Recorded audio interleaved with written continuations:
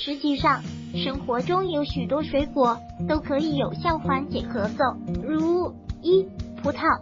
葡萄具有益气血、肝肾、利尿以及生津解渴的功效。将葡萄榨汁后加入适量蜂蜜，再加入凉开水做成葡萄蜂蜜水，可以止咳，去除患者燥热情绪。葡萄蜂蜜水滋阴效果良好，在咳嗽严重时喝上一杯还可以有效缓解情绪。3. 柿子。柿子具有润肺止咳、生津解渴、清热化痰等多种功效。进食新鲜的柿子可以缓解咳嗽，消除喉咙炎症，让咳嗽早日痊愈。如果喜欢本视频，请分享并订阅本频道。